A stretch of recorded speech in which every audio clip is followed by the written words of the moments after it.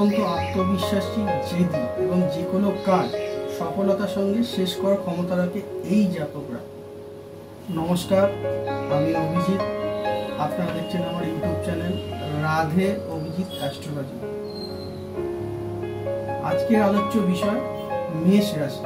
কি এই মেষ রাশি, কি আছে এর মধ্যে, এই রাশির প্রকৃতি বর্ণনা ঠিক কিরকম, সেই নিয়ে আজকে আলোচনা করব। তবে আলোচনা শুরু করার আগে একটি অনুরোধ করব, আমার চ্যানেলটি যদি আপনাদের ভালো লেগে থাকে এবং এরকম ইনফরমেশন যদি আপনারা আরও পেতে চান, তারা অবিলম্বেই আমার চ্যানেলটিকে সাবস্ক্রাইব করুন এবং পাশে থাকা বেল আইকন বাটনটিকে প্রেস করে দিন, যাতে আমার দেওয়া কোনো ভিডিও তৎক্ষণাৎ আপনার কাছে নোটিফিকেশান হিসেবে পৌঁছে যায় এবং আপনি তার ইনফরমেশনটি পেয়ে এই ভিডিওটি যাতে দেখতে পারেন, সেই জন্য আপনি অবিলম্বে এটি সাবস্ক্রাইব করুন। তো শুরু করা যাক। আজকের আলোচ্য বিষয় মেষ রাশি। কি এই মেষ রাশি? কালপুরুষ চক্র, আমাদের যে কালপুরুষ চক্র আছে তার মধ্যে দ্বাদশ রাশি আছে, মানে 12টি রাশি আছে। সেই 12টি রাশির প্রথম রাশি হলো মেষ রাশি। মেষ রাশির প্রতীক কি? এই মেষ রাশির প্রতীক হচ্ছে একটি ভেড়া। তো এই মেষ রাশি জাতকেরা কিরকম হয়ে থাকে, এই মেষ রাশিতে কি নক্ষত্র থাকে? এই মেষ রাশিতে 3টি নক্ষত্র থাকে, যথারীতি অশ্বিনী, ভরণী এবং কৃত্তিকা। এই 3 নক্ষত্র এখানে অবস্থান করে। 0 থেকে 30 ডিগ্রি পর্যন্ত এই মেষ রাশির ডিগ্রি। এই মেষ রাশির অধিপতি হলেন মঙ্গল মহারাজ।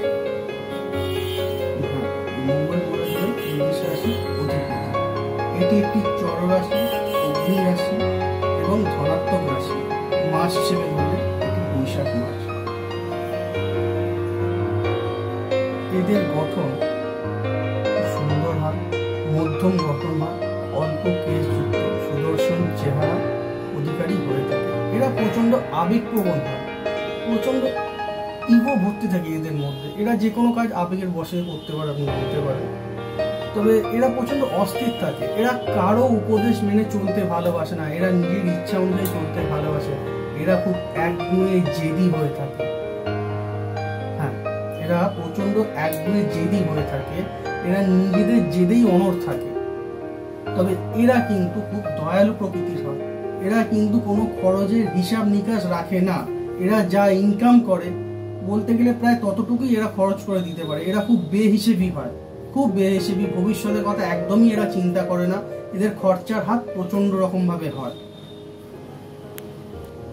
এরা যে কোনো কাজ নিষ্ঠার সাথে করে এবং যে কোনো কাজ সততার সাথে করে।